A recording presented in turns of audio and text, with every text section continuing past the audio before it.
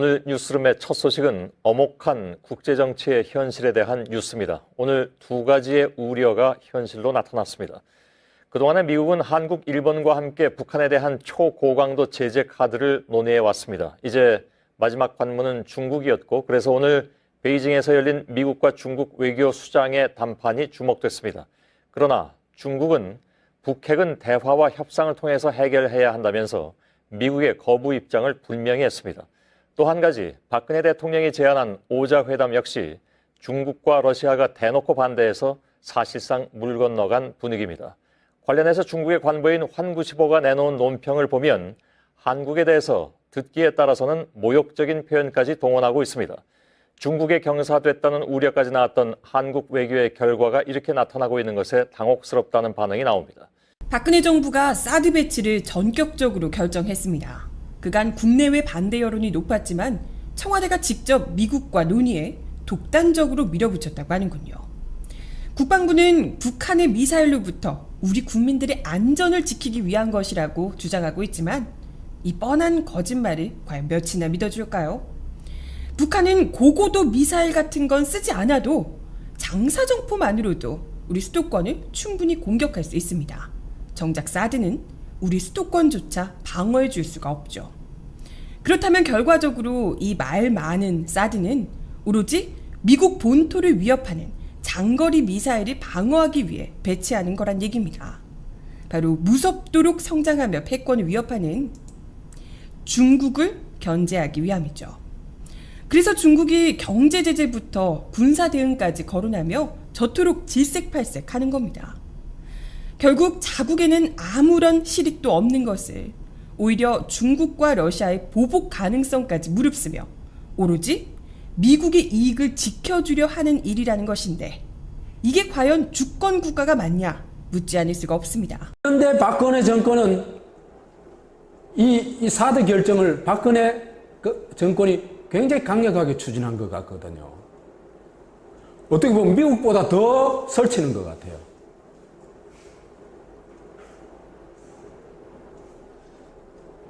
왜 이런 뻔히 보이는 파멸의 길을 택할까? 이 사람들은 국가적 차원에서 사고를 안 합니다. 우리가 그렇다고 생각하면 정말 착각이에요.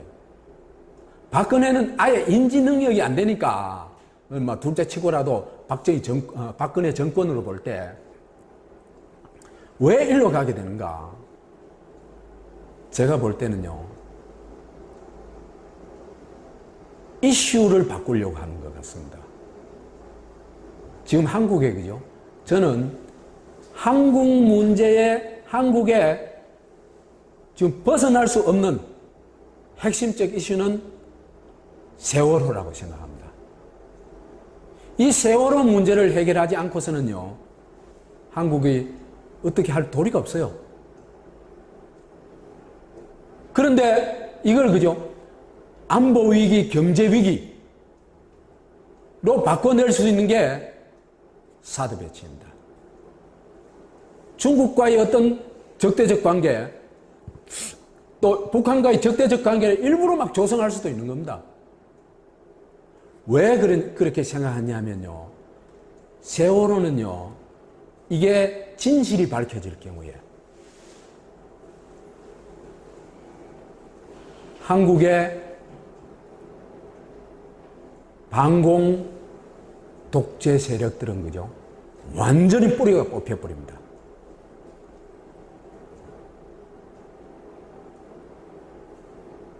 그래서 반공체제, 권력과 기득권을 유지하고 반공체제, 분단 조폭체제로 회귀하기 위해 가지고는 신냉전체제가 오히려 필요하다는 겁니다. 그동안 우리 정부가 펼쳐온 미중 사이의 균형 외교 전략을 한꺼번에 뒤집어버리는 이번 결정 때문에 한국이 치러야 할 대가는 매우 클 수도 있습니다. 한미동맹이 어떻게 보면 북한만 상대하기도 버거운 상황인데 중국, 러시아라고 하는 특히 군사력에 있어서는 세계 2위, 3위의 어떤 강대국들과 한국의 적대국가가 된다. 우리한테는 최악의 시나리오인 거죠. 최악의 시나리오인 거죠. 사드가 들어오면요, 동맹의 성격이 전환이 됩니다. 그러니까 북한을 억제하는 동맹에서 지역 동맹으로 전환이 됩니다. 더 복잡해지는 거고요. 그러니까 강대국 국제정치 우리가 소비해야 돼요. 그러면 우리가 강대국 국제정치 소비해서 전쟁도 났죠. 분단도 됐죠. 그리고 식민지도 됐죠. 우리의 의도와는 상관없이 강대국이 그렇게 해버려서. 한국은 지난 20여 년 동안 동북아 지역에서 비교적 균형 잡힌 입장을 취해왔습니다. 그러나 박근혜 정부의 사드 배치는 한국의 기존 전략을 근본에서부터 뒤흔드는 최악의 한 수가 될 수도 있습니다. 왜 나쁜 여자인지 선생님이 그걸 밝혀내지 않으면 안 되겠죠, 그렇죠? 공부도 될 겁니다. 일단 명성황후가 나쁜 여자인 이유가 여러분 잘 공부를 한번 해봐요. 82년 이모군란 때 99인들하고 백성들이요 민비 잡아 죽여라라고 했습니다. 우리 역사 공부하면서 어떤 여인 때문에 농민들이 들고 일어난 경우, 물론 저기 조선시대 공부하다 보면 16세기에 명종이라는 왕 때 인격적인 난이 일어나요. 명종이 왕일 때 명종의 엄마 문종왕후가 있어요. 여러분들 그 사극이나 이런 드라마 보면 그 누굽니까 장금이 할 때 굉장히 친절한 왕비 나오잖아요. 나쁜 여자예요. 그 문종왕후가 정치 개판을 하니까 인격적인 난이 일어나고 그렇긴 했습니다만, 대놓고 백성들 들고 일어나고 어떤 여자 정치인 잡아주고 이런 적이 있었냐고요. 그쵸? 최악의 여인이었습니다. 백성들이 절대 박수받지 못한. 왜? 여러분, 이 민씨 정권이 이 당시에 매각매직은 장난이 아니에요. 진짜로요. 민씨 정권이 얼마나 썩은지는 그 민비의 의남매 민승호가 폭탄 맞고 죽었고 민경호가 어떻게 죽었다는 거 이야기했죠. 그쵸? 그런데 그럼 자기 정치 잘못 때문에 99인대 들고 일어났으면 떳떳이 맞서서 왕비면 내가 뭘 어쩌는데 하고 개기다가 죽던가 아니면 도망쳤으면 조용히 살든가 했어야지. 왜 청라군대를 불러들입니까? 세상에 국내에서 정권 다툼하다가 외국 군대를 불러들인 여자를 갖다가 세상에 우리가 명성황후라고 칭송해줘야 됩니까? 아니죠. 이때 들어온 외국 군대가 위안스카이가 어디에 주둔해요? 영산에 주둔하잖아요. 영산에. 이때 청나라들이 털을 땄고요. 나중에 일제강점기에 누가 주둔합니까? 쪽발들이 주둔하고요. 해방 이후에 미군이 우리나라 서울 한복판에 주둔하게, 다시 향해서 외국 군대가 우리나라 서울 한복판에 주둔하게 된 단초를 제공한 여자가 민비 아니야. 어떻게 이런 여자를 좋은 여자라고 해요? 너무 기본적인 거 아니야? 그리고 자기 시아버지 흥선된 걸 잡아가라고 하고요. 그리고 한번 생각해보자고. 이때 개판이었습니다. 알아요. 여기저기 밀란 일어나고 있었고요. 매각매직 더 심했다고요. 세도 정치기보다. 솔직히 딱 까놓고 이야기하면 동학 누구 까부시자는 거예요. 동학의 4대 강령의 첫 번째 조항이 뭐야? 서울로 치고 올라가 권세가와 귀족들을 잡아 죽이자. 누구 죽이자는 겁니까? 민비 죽이자는 운동이 동학농민운동이었어요. 동학농민운동을 자랑스럽게 생각한 민비를 절대 좋은 여자 취급해줄 수 없는 겁니다. 맞죠? 자, 동학농민운동이 터졌어. 또 누구 부르느니? 민비가 또 누구 불렀어? 또 청라군대 불렀죠? 그랬냐 안 그랬냐? 그러니까 또 청일전쟁 터지잖아요. 생각해봐라. 내가 있는 여자야? 청라군대 들어오면 텐진조약에 입각해서 일본 군대로 들어오고 잘못하면 우리 조선 땅에서 전쟁 나면 우리 백성들이 고통당하겠다. 그거 몰라요? 우리 동학농민군의 지도자들은 청라군대 들어오고 바로 일본 군대 들어오니까 놀라가지고 지금 바로 전조약 체결한 거 아니야. 그쵸? 근데 무개념 여자죠. 그래서 청일전쟁 일어나고 우리 백성들 정말 고통 말로 못했습니다. 이때요. 그래서 누가 이겨 청일전쟁에서? 일본이 이기는 거 아니야. 처음으로 권력을 지금 손에 놓게 생겼죠. 일본이 이기고 경복궁 점령하고 제1차 갑오개혁에서 국내부를 설치하죠. 그러니까 왕실만 봐하고 민비를 정치 참여해서 금지시켜버리는 거 아니야. 왕실 사무와 정부 사무 분리라고 이야기합니다. 갑오 1차 개혁 때. 너무 중요한 표현인데. 자, 그리고 나서 러시아한테 깨갱하는 걸 본 거죠. 그러니까 러시아를 끌어들인 거예요. 쉽게 이야기하면. 그리고 7년 해강이 만들어지고 다시 러시아의 꼭두각시가 되려고 했던 거 아닙니까? 막말로 1904년에 러일전쟁이 터집니다. 러일전쟁에서 일본이 이긴 건 거의 그 당구 용어로 뽀록이라고 이야기해요. 기적에 가까운 일이었다고요. 러일전쟁 때 만약에 러시아가 이겼고 우리가 러시아의 식민지를 살았으면 민비는 이완용 이상가는 내국노가 되는 겁니다. 이해돼요? 이 여자에게는 이 민족이나 백성은 아예 눈에 들어오지도 않는 여자였다고요. 자기 자신과 자기 가족과, 맞죠? 자기 아들 이런 것들의 밀림 민복을 위해서 나라 재정을 어디다 탕진하냐면 궁궐에까지 무당을 불러들여서 구술했던 여자예요. 나라 재정 거기 다 탕진합니다. 명산 대첩 찾아다니면서 쌀 다 쏟아부어요. 그러니까 나라가 개판이죠. 백성들한테 세금 쥐어짜가지고요. 그런 여자를 왜 우리가 칭송합니까? 그렇다면 결과적으로 이 말 많은 사드는 오로지 미국 본토를 위협하는 장거리 미사일을 방어하기 위해 배치하는 거란 얘기입니다. 바로 무섭도록 성장하며 패권을 위협하는 중국을 견제하기 위함이죠. 그래서 중국이 경제 제재부터 군사 대응까지 거론하며 저토록 질색팔색하는 겁니다. 결국 자국에는 아무런 실익도 없는 것을 오히려 중국과 러시아의 보복 가능성까지 무릅쓰며 오로지 미국의 이익을 지켜주려 하는 일이라는 것인데 이게 과연 주권 국가가 맞냐 묻지 않을 수가 없습니다. 그런데 박근혜 정권은 이 사드 결정을 박근혜 정권이 굉장히 강력하게 추진한 것 같거든요. 어떻게 보면 미국보다 더 설치는 것 같아요.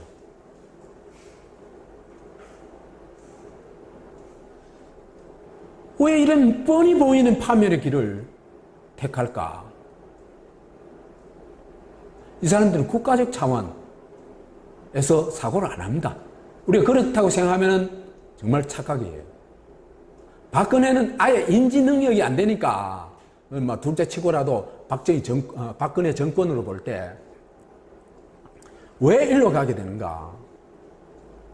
제가 볼 때는요.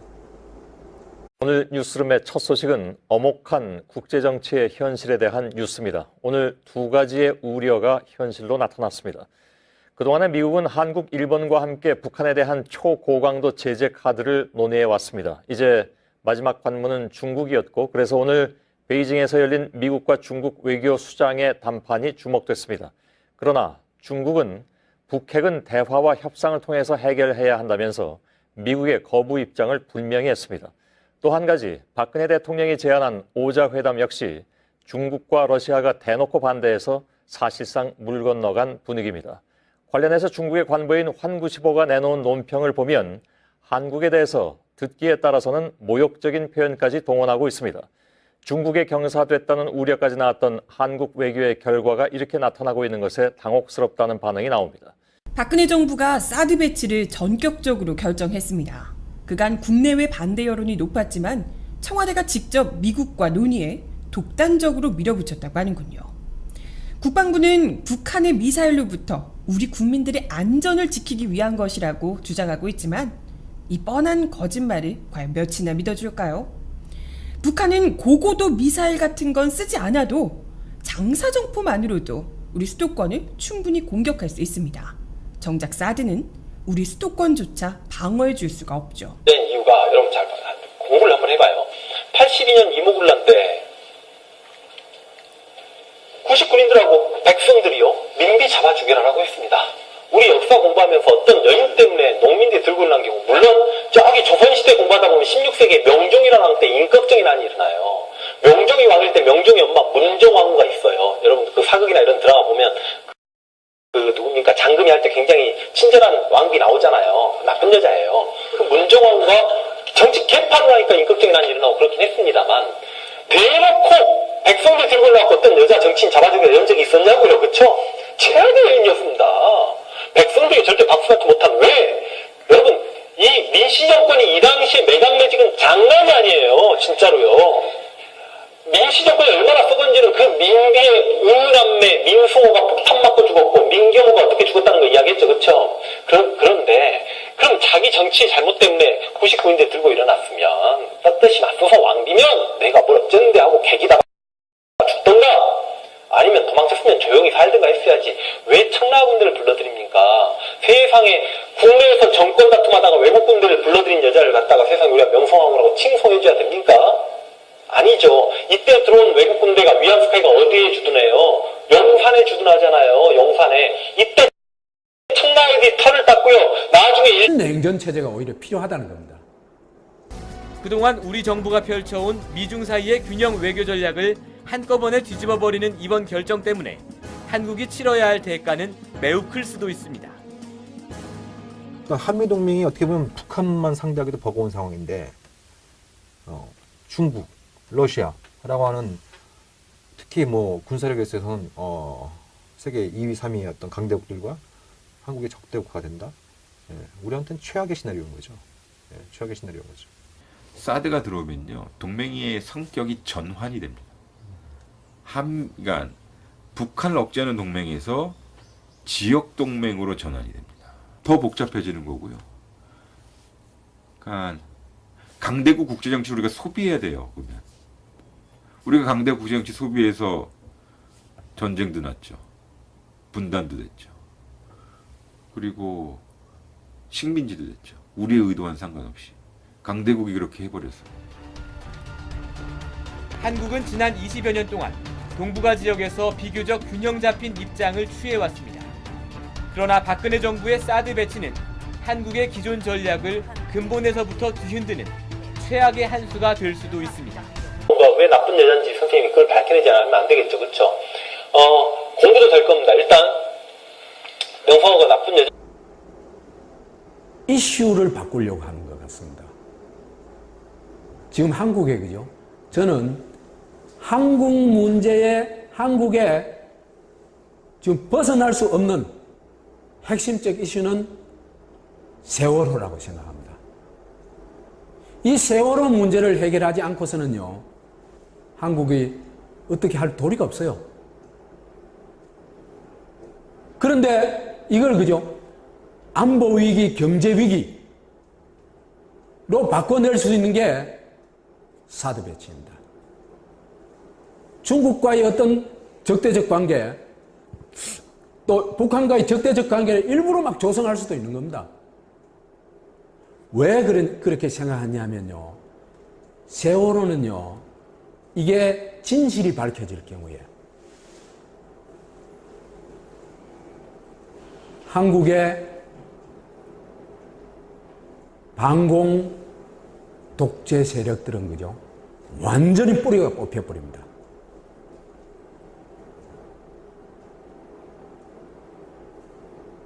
그래서 반공체제, 권력과 기득권을 유지하고 반공체제, 분단 조폭체제로 회귀하기 위해 가지고는